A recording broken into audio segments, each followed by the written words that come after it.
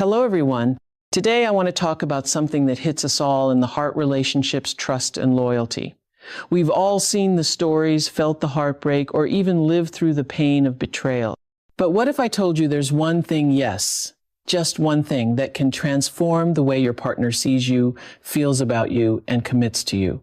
Self-respect is the cornerstone of every healthy relationship, but more importantly, it's the foundation of your life. When you master the art of self-respect, you transform the way the world sees you and, more crucially, the way you see yourself. Self-respect is not a quality you're born with. It's something you cultivate. It's not about being perfect or never making mistakes. It's about knowing your value, setting boundaries, and refusing to accept anything less than what you deserve. And let me make this clear. This isn't about being selfish. It's about prioritizing your well-being and understanding that you are worthy of love, kindness, and respect simply because you exist. When you have self-respect, you create a standard for how others treat you. You teach people how to show up in your life, and not through your words, but through your actions. It's in the way you carry yourself. It's in the decisions you make. It's in the standards you hold, not just for others, but for yourself. But here's the thing, self-respect doesn't come from outside validation. It doesn't come from your partner, your friends, or how many likes you get on a post. It comes from within. It's an inside job, and it starts with how you talk to yourself when no one else is listening. How do you speak to yourself when you make a mistake? Do you offer grace, or do you tear yourself apart? Because the way you treat yourself in those quiet moments is the real indicator of your self-respect. If you're constantly giving to others while neglecting your own needs, that's not love, that's self-abandonment.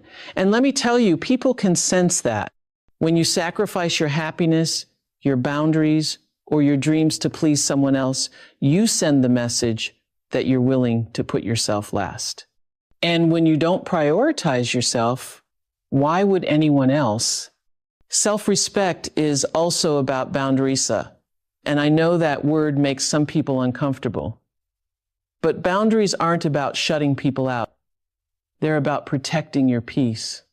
They're about saying, this is what I will and will not accept in my life. Boundaries are not walls. They're bridges to healthier, more fulfilling relationships. When you respect yourself, you also respect your time. You stop chasing people who don't make an effort to stay in your life.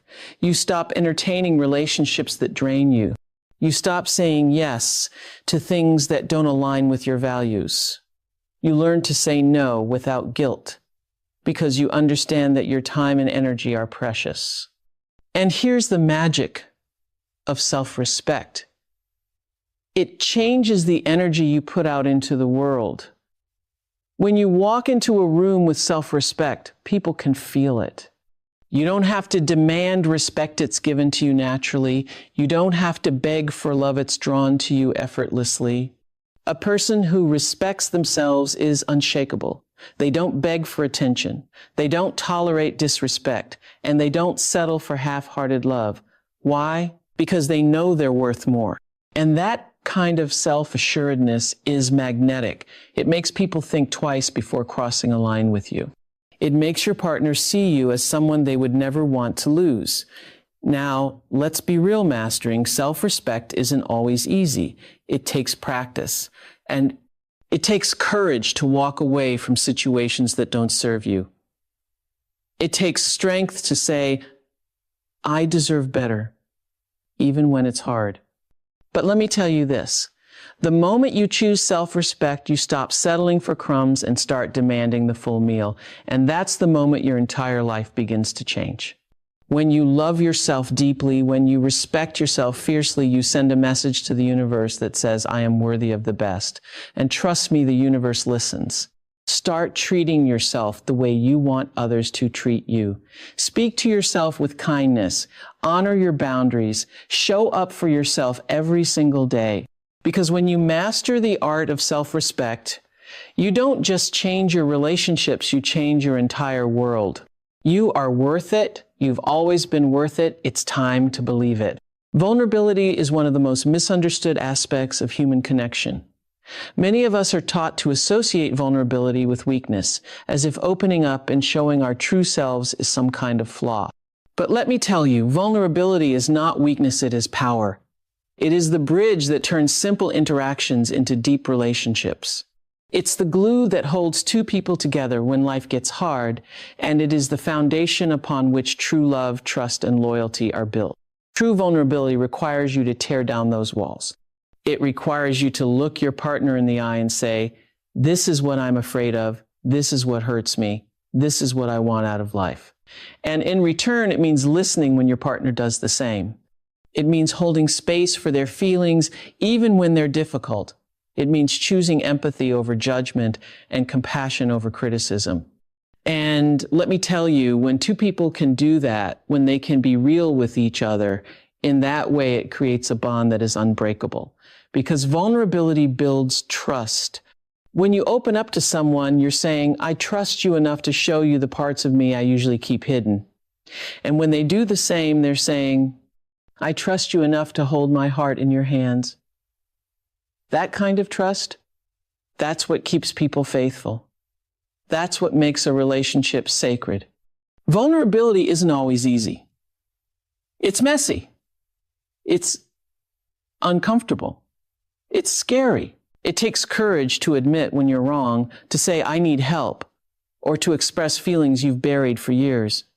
It takes strength to let someone see you cry, or to admit that you're scared about the future. And it takes patience to sit with your partner's vulnerability, to hear their fears without trying to fix them, and to honor their feelings even when they're different from your own. It's not a one-time thing. It's a practice. It's something you have to choose day after day, moment after moment. It's in the little things, like admitting when you're upset instead of saying, I'm fine. It's in asking for reassurance when you're feeling insecure instead of shutting down. It's in saying, I love you first, even when you're scared they might not say it back. And yes, sometimes vulnerability means risking hurt, but it also means opening yourself up to the deepest kind of love, because love without vulnerability is shallow. It's surface level. It's conditional.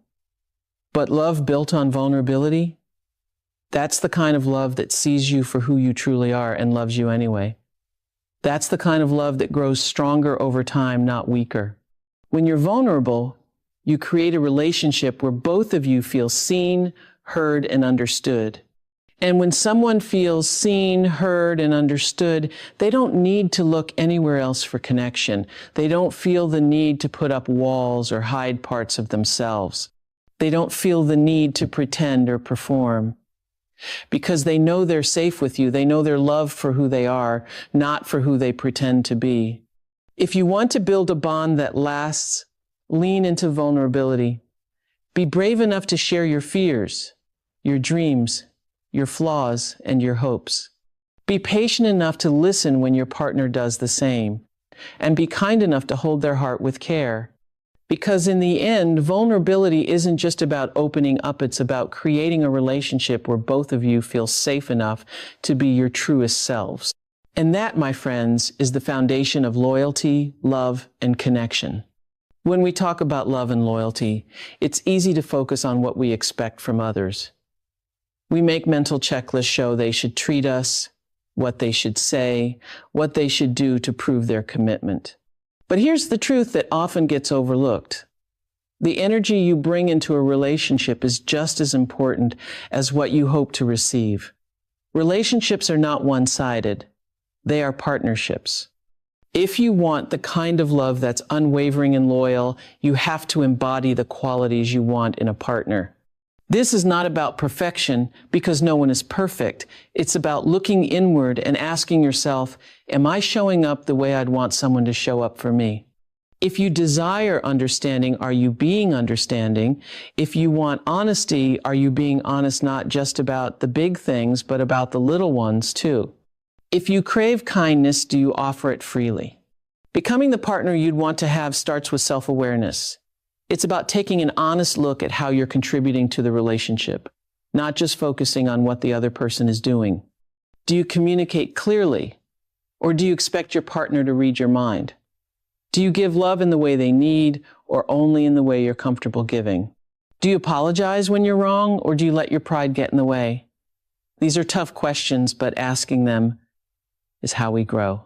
Loyalty, love, patience, and trust, these aren't things you can demand. They're things you cultivate first in yourself and then in the space you create with your partner. If you want a relationship built on trust, you have to be trustworthy. That means keeping your promises, showing up when you say you will, and being consistent in your actions. Trust isn't just about not betraying someone. It's about being dependable in the everyday moments too. If you want a partner who is compassionate, you must lead with compassion. Relationships aren't about keeping score, they're about extending grace, even when it's hard. It's easy to be loving when things are going smoothly, but true compassion shows up in the hard times, when your partner is stressed, when they make mistakes, when they're not at their best. How you respond in those moments says everything about the kind of partner you are. Let's talk about patience. We all want someone who will give us room to grow, who won't rush us to figure everything out or hold our imperfections against us. But are we offering that same patience? Are we allowing our partners to evolve at their own pace, or are we pressuring them to meet our expectations? Growth takes time for both of you. A truly loving partner doesn't just tolerate that process, they support it. And then there's communication. We all say we want someone who can talk to us openly, who doesn't bottle things up or shut down. But do we create an environment where open communication feels safe? Are we listening without interrupting, without jumping to defend ourselves? Are we asking questions to understand, not just to respond? Communication isn't just about talking, it's about listening. And it's about creating space for honesty to flourish. Generosity is another key piece. This isn't just about material things, it's about emotional generosity.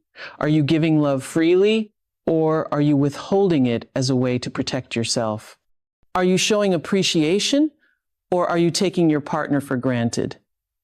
Generosity in a relationship means giving your time, your attention, and your energy without keeping a tally.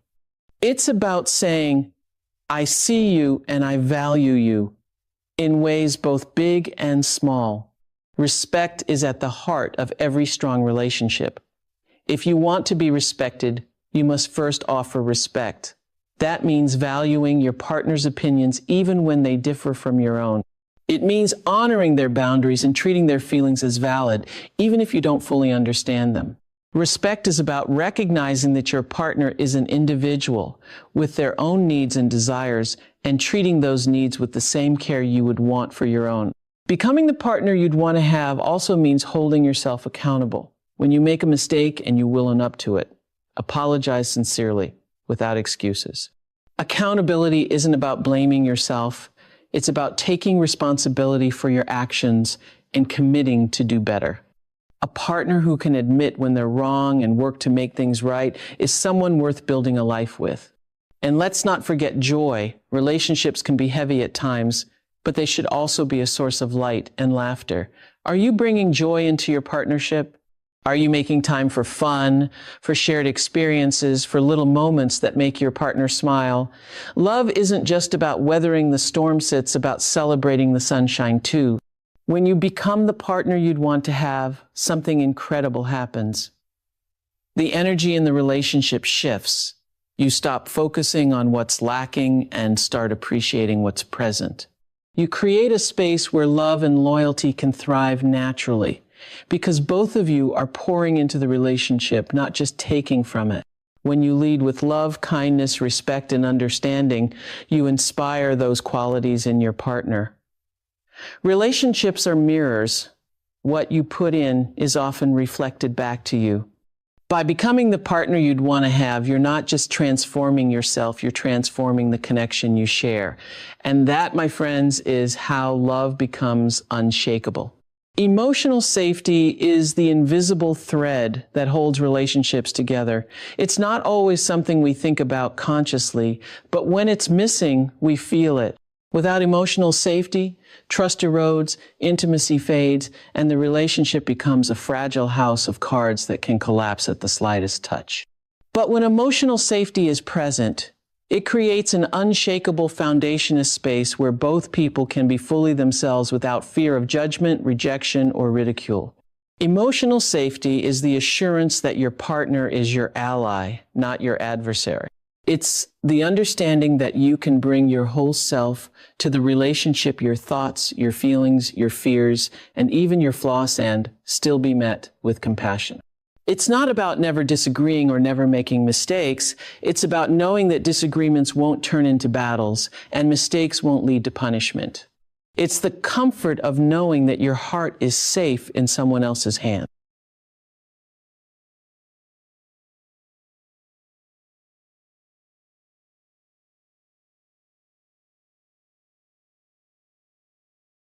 Creating emotional safety starts with how you communicate. The words you use, the tone you take, and the way you respond in moments of conflict all contribute to the emotional climate of your relationship. Do you speak with kindness even when you're frustrated? Do you listen with the intent to understand rather than to defend? Do you validate your partner's feelings even when you don't fully agree? These small everyday choices have a profound impact on whether your partner feels secure or guarded around you. Listening is one of the most powerful tools for building emotional safety. When your partner shares something with you, especially something vulnerable, how you respond matters deeply. Do you interrupt? Do you dismiss their feelings with phrases like, "It's not that big of a deal," or "You're overreacting"? Or do you hold space for them, allowing them to express themselves fully without rushing to fix, criticize, or minimize what they're saying? Truly listening means being present, putting aside your own agenda, and showing your partner that their thoughts and emotions are important to you. But emotional safety goes beyond just listen. It's about creating a judgment-free zone. Let's be real. We all have fears, insecurities, and moments we're not proud of. When your partner feels safe enough to share those parts of themselves with you, they're giving you a gift. How you handle that gift determines whether they'll feel safe sharing with you again. If you react with criticism, ridicule, or indifference, you're building a wall. But if you respond with empathy, understanding, and reassurance, you're building a bridge. Trust is another critical component of emotional safety. Trust isn't just about faithfulness, it's about reliability, consistency, and honesty. Does your partner know they can count on you, not just to show up physically, but emotionally? Do they trust that you'll keep their confidences, that you won't weaponize their vulnerabilities against them in a moment of anger? Trust is built in the small, everyday moments when you follow through on promises, when you're honest even when it's uncomfortable, and when you prove through your actions that you're someone they can rely on. Emotional safety also requires a commitment to managing conflict in a healthy way. Every couple has disagreements. That's normal.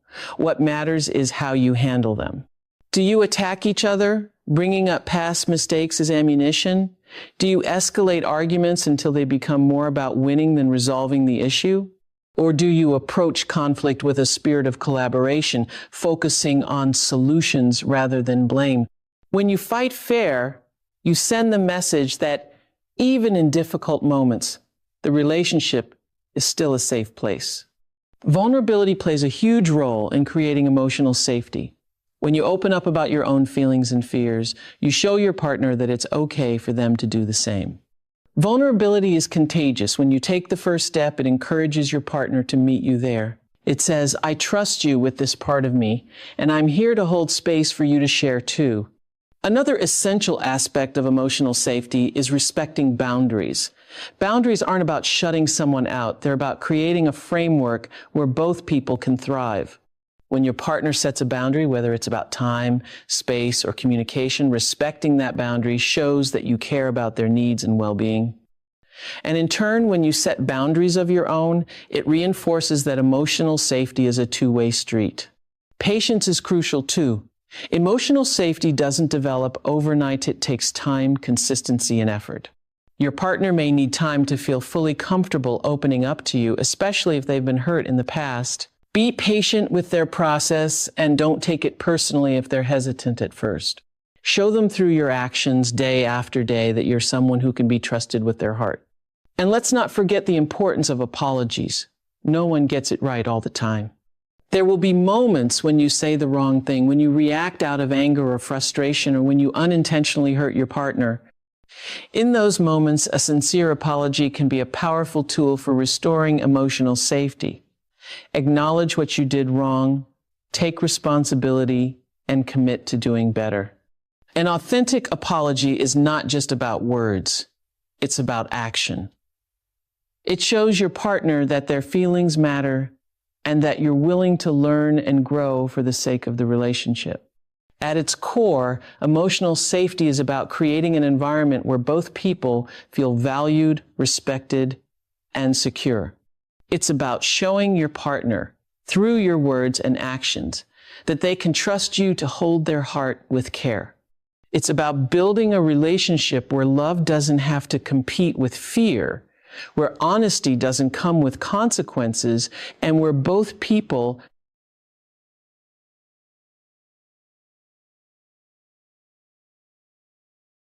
feel valued, respected, and secure. It's about showing your partner, through your words and actions, that they can trust